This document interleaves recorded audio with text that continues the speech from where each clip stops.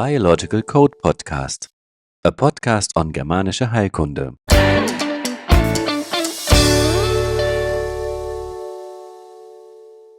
Today we're talking about conjunctivitis, also known as pink eye. Sabine's 9-year-old son Frederick suddenly developed symptoms affecting his eye. They would become red and itchy. Concerned that it could be an allergy, Sabine took Frederick to the doctor to be tested. The results showed that Frederick was allergic to grasses and hazelnuts. It was summertime, and 2 guinea pigs were living in Frederick's room. Sabine became quite distressed, because the guinea pig's cage was always filled with grass. If Frederick now reacts to grass, she thought either he would have to suffer constantly or the guinea pigs would have to go. Unsure what to do, Sabine talked with her friend Marion. Marion, who was knowledgeable in Germanische Heilkunde, knew these symptoms were the resolution of a visual separation conflict, and so she encouraged Sabine to ask Frederick who did he miss so very much. Frederick answered immediately. He missed his hamster, who had died a few months earlier. However, the allergy had not appeared after the hamster's death. It had begun later. So Marion continued exploring the situation with Sabine. Frederick's visual separation conflict must have occurred at a later point. When the conjunctiva, or the eyelid, becomes red and itchy, this indicates the healing phase of a mild visual separation conflict. If the separation is stronger, the cornea responds instead. And when the separation is very severe, it's the lens of the eye that reacts. In the conflict active phase, meaning the period in which the conflict has not yet been resolved, changes in the skin often go unnoticed.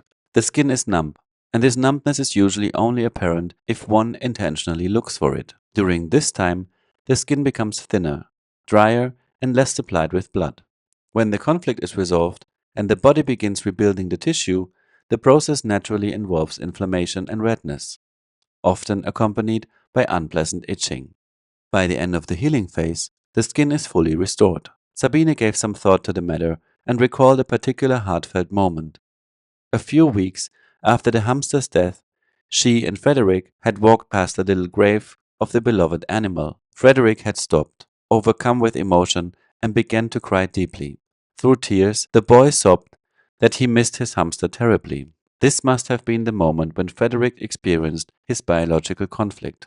Dramatic, unexpected, and perceived in isolation. Sabine also recalled that the allergy had begun shortly afterward.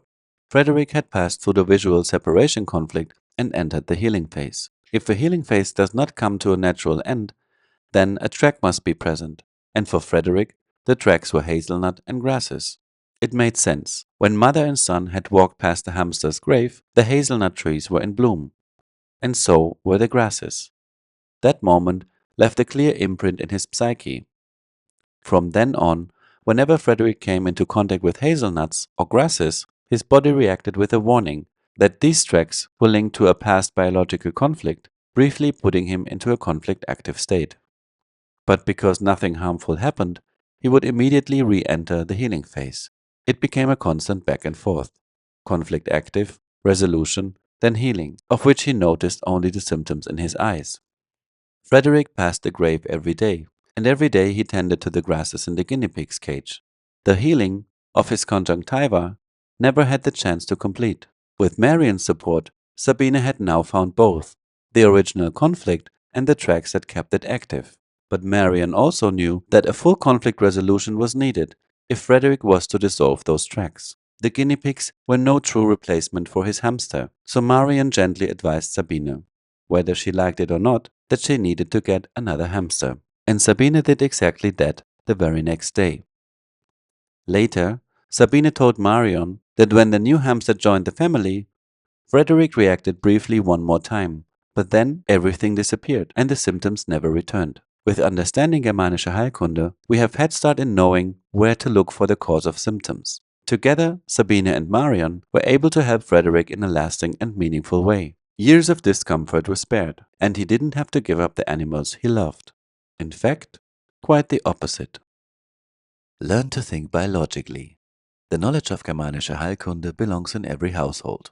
If you'd like to learn how to apply the 5 biological laws in everyday life, visit thebiologyproject.org.